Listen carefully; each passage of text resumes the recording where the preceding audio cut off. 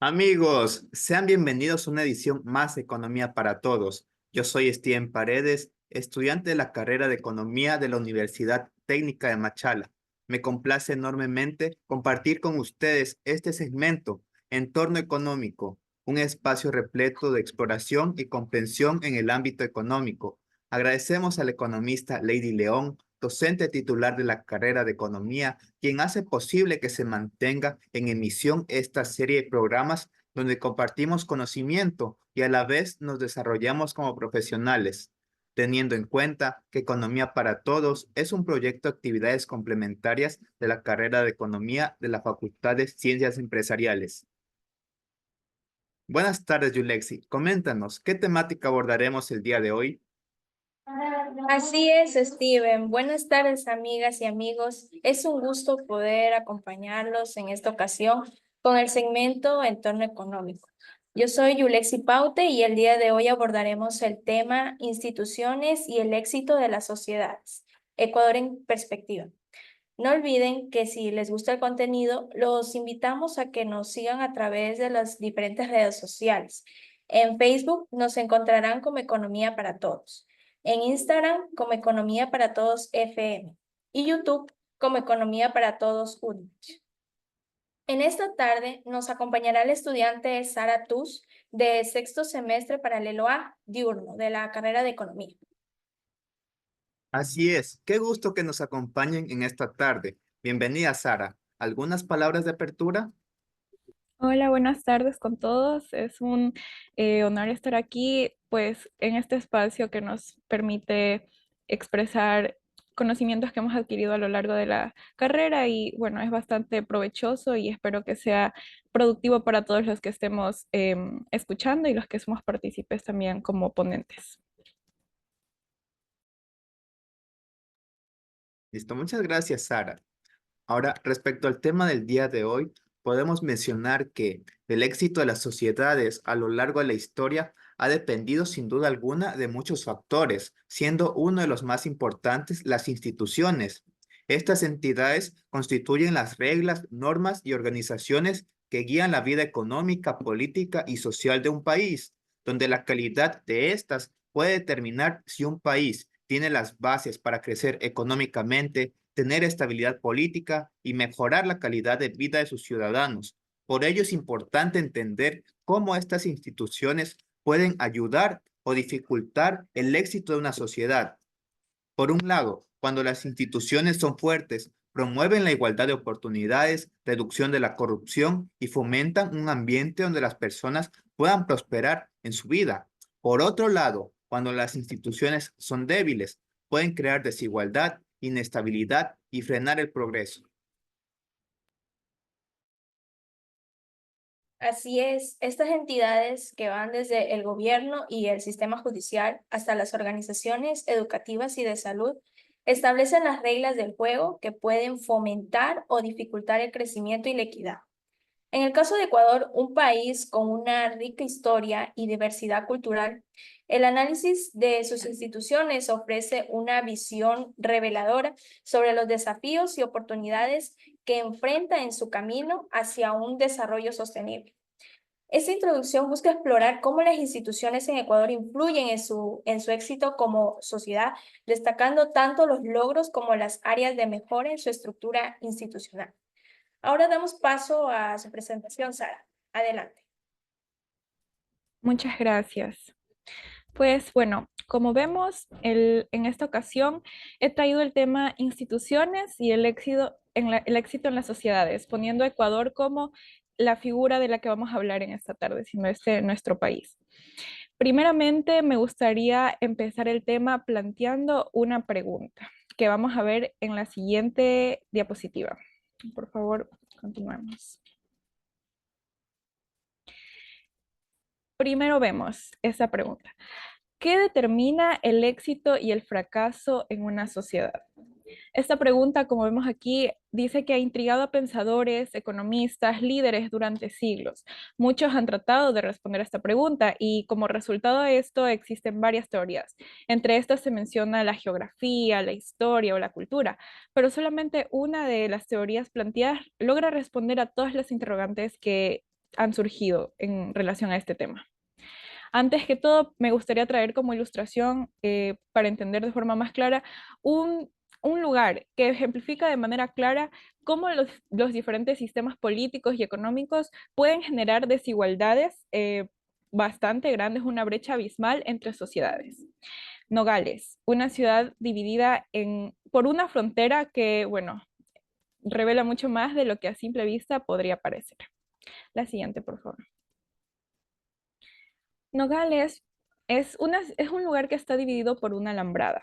De un lado se encuentra Nogales, Arizona, que se encuentra en el condado de Santa Cruz. Y según Daron Acemoglu y James Robinson, tiene una renta media de $30,000 anuales por hogar. Los adolescentes asistan a la secundaria y la mayoría de los adultos tienen el secundario completo. La población del mismo modo es relativamente sana, con una esperanza de vida elevada. El gobierno proporciona servicios como electricidad, rutas, teléfono, asistencia sanitaria y todos son de buena calidad, por lo que los ciudadanos también viven sin temor constante al robo y pueden sustituir a su intendente y miembros del Congreso y participan en elecciones nacionales. En contraste, Nogales, Sonora, tiene una renta media de la tercera parte de la de Arizona, prácticamente. Muchos adolescentes no asisten a la secundaria y la mayoría de los adultos no tienen título secundario. Hay altos índices de mortalidad infantil y la sanidad pública es deficiente.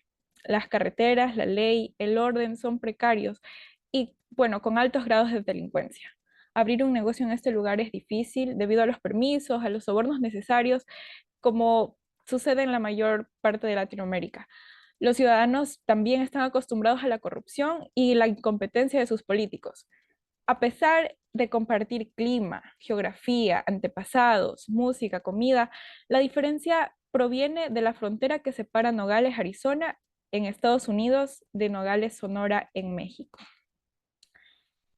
¿Cuál es el propósito de mencionar el caso de Nogales, Sonora y Nogales, Arizona? La descripción de la vida de Nogales en Sonora refleja una realidad que parece un poco refleja una realidad que parece describir a nuestro propio país. En la siguiente diapositiva, por favor, podemos entender de manera más clara por qué Ecuador, a pesar de ser un país tan rico en geografía, cultura, biodiversidad, no puede escapar de esa burbuja de estancamiento, lo que, bueno, para intentar averiguarlo nos lleva a estudiar la historia del país. Douglas North define las instituciones como las reglas del juego de una sociedad, las limitaciones ideadas por el hombre que dan forma a la interacción humana. Estas reglas pueden fomentar el desarrollo y la equidad o, por su parte, perpetuar la pobreza y la desigualdad. Las instituciones, tanto formales como informales, definen la vida de los individuos y del país en general. Y bueno, la historia política del Ecuador en el lapso que vamos a analizar fue marcada por un dominio de terratenientes, quiero decir desde el inicio, desde el momento en que se forma el país. Fue marcado por terratenientes, por iglesia, por militares, por élites de poder que manejaban el Estado y al país como si fuera un hacendado. Lo que marcó esta era fue la dominación autoritaria de líderes carismáticos, donde algunos estudiosos subdividen esta época en periodos nombrados según el líder que ejerce el poder de manera arbitraria, beneficiando a las élites que lo sostienen en su posición privilegiada. Como tenemos al florianismo desde 1830 a 1845, interrumpido brevemente por Rocafuerte, después los gobiernos marxistas de 1845 a 1859, el garcianismo de 1860 a 1875 y la dictadura de 20 Milla del 1876 a 1883. Vamos a estudiar los cuatro presidentes para entender cómo es que desde el inicio Ecuador ha sido marcado por una semilla de corrupción que la tenemos hasta el día de hoy y no nos hemos podido desprender. Siguiente, por favor. Primeramente, vemos a Juan José Flores, quien fue el general de las guerras de la independencia. el general Juan José Flores, quien en la vorágine de las luchas intestinas entre los jefes, entre los jefes militares de la Gran Colombia para repartirse en despojos, se quedó al mando de la República del Ecuador, inaugura también la larga e interminable página de corrupción de nuestra historia republicana. Y una de tantas manifestaciones, de hecho, su primera, se da en relación con las siempre controvertidas aduanas. Criterio reiterado por muchos autores, entonces, que con Flores se echó las raíces de la corrupción. La moral, social y política perdió el Ecuador desde que su primer presidente dejó corrompida la virtud pública de la nación, nos dice Terán. Después de 15 años de abusos bajo el gobierno de Juan José Flores, la paciencia de los ecuatorianos se agotó con la promulgación de la Carta de Esclavitud, una constitución diseñada para perpetuar el dominio despótico de Flores. A causa de esto, se generó una rebelión en donde se opusieron a la reducción de la soberanía popular, la prolongación de mandatos de altos funcionarios, los cargos vitalicios para los jueces y los poderes limitados del Ejecutivo. La consecuencia de todo esto fue una sangrienta guerra civil que duró varios meses y que finalmente culminó con el derrocamiento del gobierno floriano el 6 de marzo de 1845. Después, continuamos por favor, tenemos a Vicente Ramón Roca, que a pesar de su destacado papel en la independencia de Guayaquil y como uno de los triunviros que firmó el manifiesto del gobierno provisorio el 6 de julio de 1845, donde se detallaban las razones para destituir a Flores, don Vicente Ramón Roca no logró resistir a las tentaciones inherentes al poder estatal, que inevitablemente afectan a quienes están al mando. Algunos hechos que se dieron en este gobierno, los cuales muestran que no estuvo libre de corrupción, fueron actos como la compra clandestina de bonos de la deuda anglo-ecuatoriana por parte del presidente Roca y la Casa de Conroy en Lima, sin conocimiento ni autorización de cámaras legislativas ni del Comité de Acreedores Británicos en Londres. Este negocio irregular provocó un aumento artificial en el precio de los bonos, según detalla el informe de Emilio María Terán en 1896. Además, el ministro Bustamante cometió ilegalidades como la emisión de billetes sin autorización legal, afectando gravemente la credibilidad y el crédito del Estado. La influencia nepotista del presidente, evidenciada en los oscuros negocios de sus sobrinos Bernardo y Agustín Roca, también se instaura como una práctica corrupta durante este periodo. Como siguiente, tenemos a Gabriel García Moreno. Tanto se ha insistido con la falacia de que más honesto u honrado que García Moreno es imposible en la faz de la tierra, que Roberto Andrade, fastidiado ante la cansina repetición mecánica por parte de escritores nacionales y extranjeros, escribe: no se le puede probar que defraudó porque documentos se perdieron en los 20 años de la tiranía del cadáver, pero sí es cierto que aumentó su riqueza personal sin derecho, pues su tiranía fue usurpada. Encontramos que Gabriel García Moreno utilizó su posición para manipular la justicia a su favor, anulando sentencias ejecutoriadas, como en casos de Hacienda La Elvira, beneficiando a sus allegados y protegiendo sus intereses personales, como lo encontramos similar a la actualidad. Aprovechó su poder para enriquecer a su familia, a sus aliados, direccionando todo a conveniencias personales.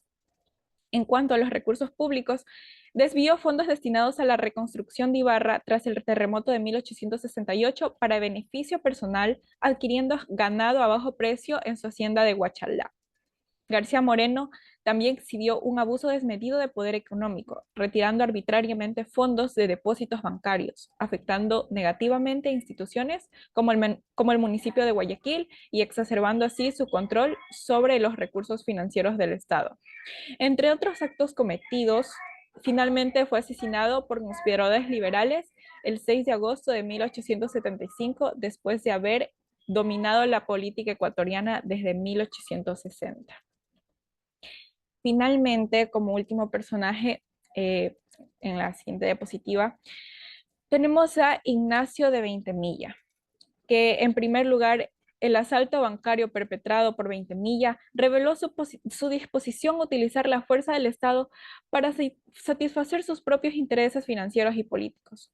Al ordenar la toma violenta de 238,000 pesos en plata y 65,612 pesos en billetes de un banco guayaquileño, mostró un desprecio absoluto por la ley y la propiedad privada. Este acto no solamente socavó la confianza en las instituciones financieras, sino que también estableció un precedente peligroso de impunidad presidencial, donde el presidente utilizaba los recursos del Estado como si fueran suyos. La malversación generalizada de fondos públicos durante su mandato demostró una administración corrupta y despilfarradora, desde la aprobación de 13,000 pesos destinados a gastos reservados para la construcción de su residencia privada hasta la creación ficticia de cargos como la policía secreta para desviar grandes sumas de dinero hacia su beneficio personal. Veintemilla demostró un patrón continuo de abuso de poder. Con esto, no solo empobreció las arcas del Estado, sino que también perpetuó un clima de corrupción y desconfianza entre la población ecuatoriana, clima que existía previamente, y afectó negativamente la legitimidad de su gobierno, socavando principios básicos de administración pública, transparente y responsable como deberíamos tenerla. Y es que cuando hay de dónde saciar el ansia de poder y de dinero, ¿qué es lo que impulsa, que justamente es lo que impulsa a obrar a los corruptos? No se detienen ante nada.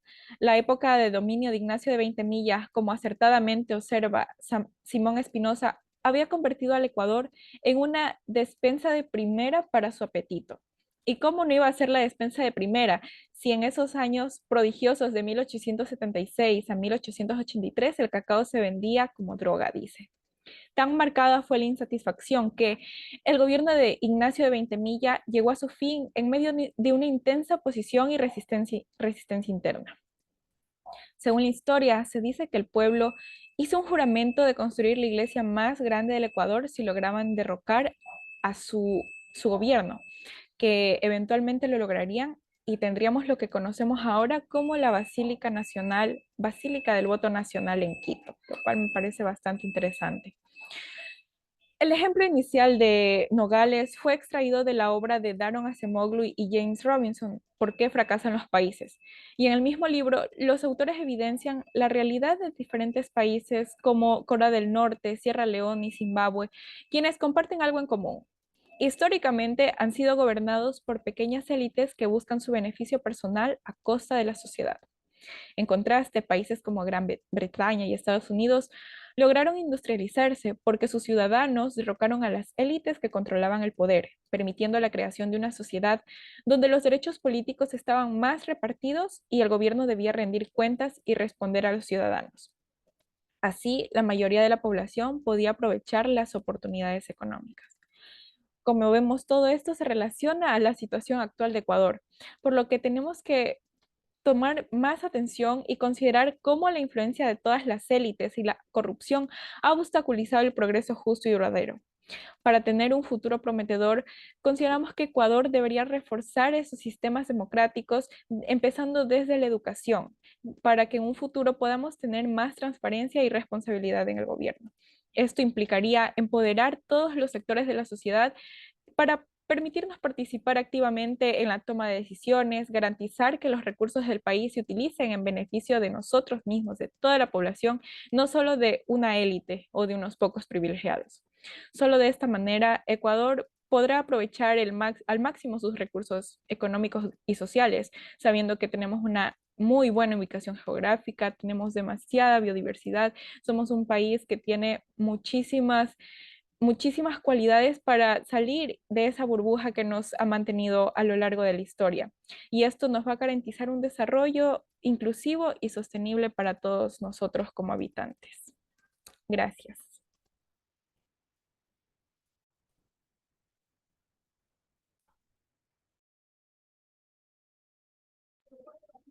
Muy bien, ahora damos inicio a la ronda de preguntas y respuestas.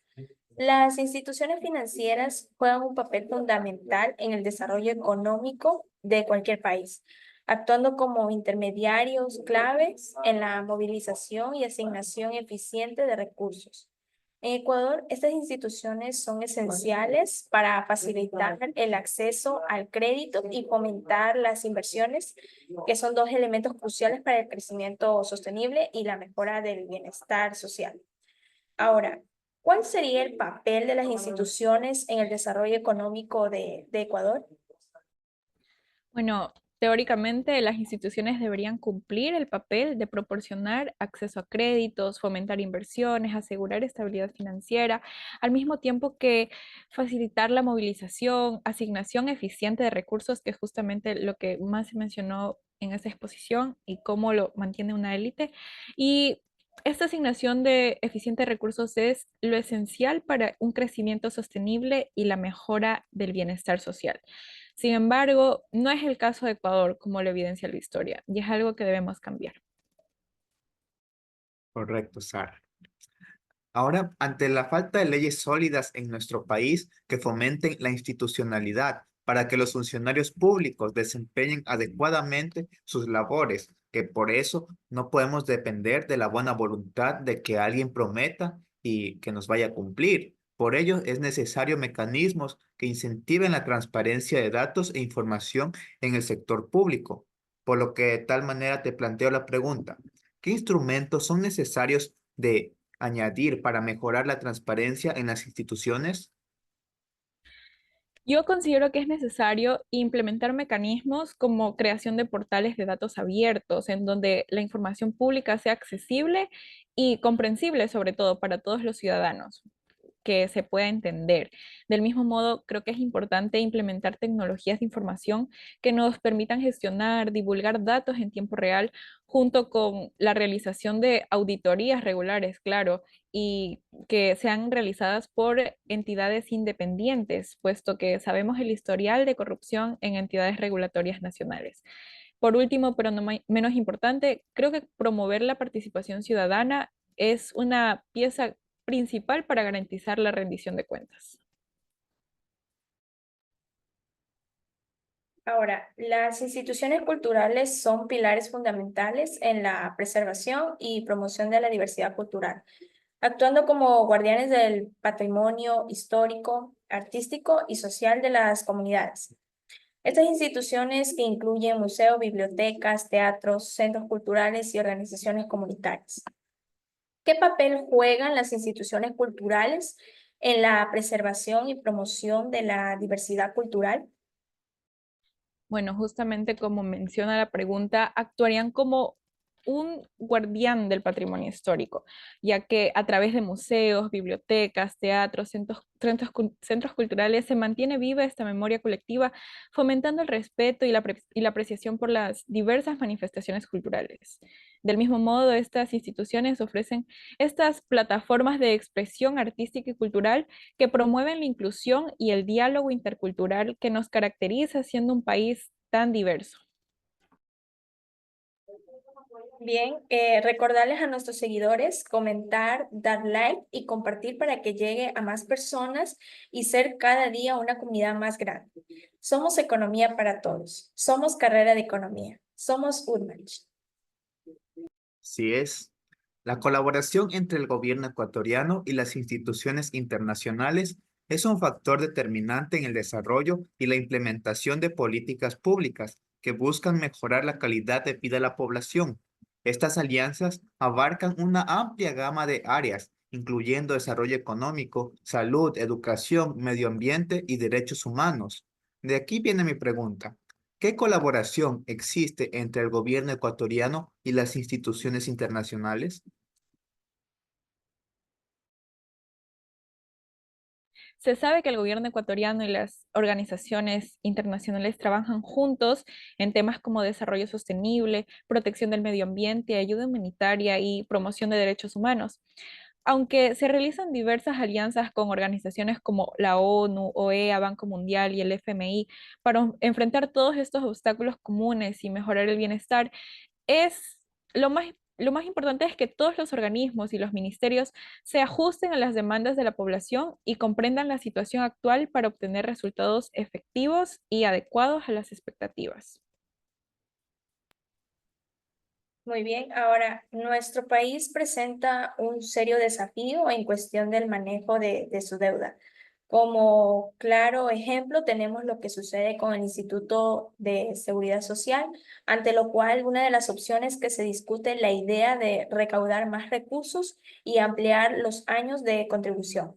Pero el principal problema, en mi opinión, no se trata tanto de recursos, sino de efectividad. lo cual no se puede lograr si continuamos dándole la plata a los políticos, se podría decir. Ahora, por ello, quisiera conocer su reflexión sobre si está de acuerdo con la idea de privatizar ciertas instituciones del Estado que garantice la buena prestación de servicios y la eficiencia de estas entidades. Bueno, en mi opinión, deberían privatizarse únicamente aquellas empresas en las que lo público no tenga un papel principal. Sectores como salud, educación, la seguridad deben mantenerse bajo gestión pública para asegurar el acceso equitativo y la calidad de estos servicios esenciales. Sin embargo, otras empresas y sectores que no están directamente relacionados con servicios públicos fundamentales podrían considerarse para la privatización con el objetivo de mejorar la eficiencia y sobre todo la competitividad, siempre y cuando se garanticen regulaciones adecuadas para proteger los intereses públicos y sociales.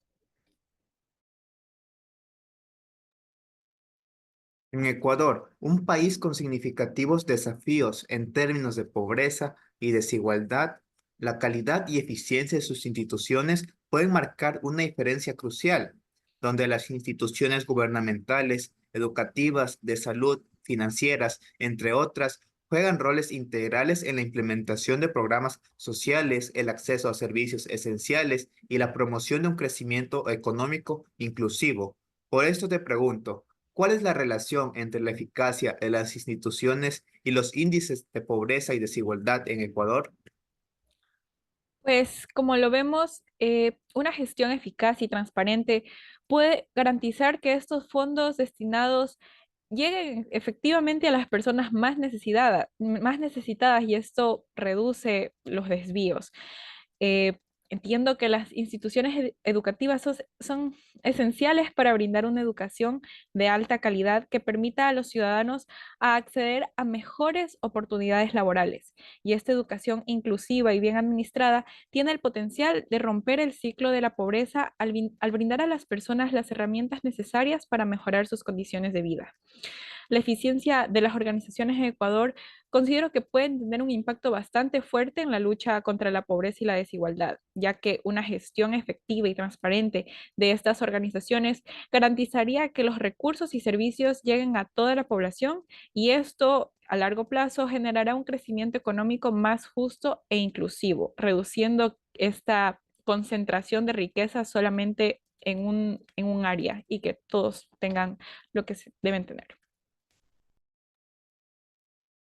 Bien, hemos tenido una buena apertura por parte de nuestra audiencia. Han sido comentarios satisfactorios que por cuestiones de tiempo no podemos leer todos, pero agradecemos a toda nuestra comunidad y a la gente nueva que se suma. Nuevamente, gracias por su atención. Muchas gracias, Sara, por darte el tiempo de estar en el programa. Ha sido una increíble presentación. Ahora queremos que nos comentes cuál ha sido tu experiencia. ¿Tienes algún mensaje final para nuestros apreciados espectadores? Pues bueno, muchas gracias Steven y Blaze también. Ha sido un gusto estar aquí. Agradezco la oportunidad para poder compartir las ideas, lo que hemos aprendido y bueno, mi mensaje es que podamos trabajar juntos para construir un lugar mejor para nosotros, para las próximas generaciones y bueno, que nos sigamos esforzando por mejorar estas instituciones, empezando desde nosotros, empezando desde la educación para próximamente reducir esta desigualdad de la que hemos hablado y asimismo, bueno, el problema principal que es la corrupción. Gracias nuevamente por la invitación. Y así hemos llegado al final del programa de hoy. Agradecemos nuevamente a nuestra invitada por compartir sus conocimientos y mantenernos actualizados. Los invitamos que nos acompañen la siguiente semana en un nuevo programa donde nuestros compañeros de la carrera de economía, junto con invitados, se expondrán temas de interés general. Una muy buena tarde a todos.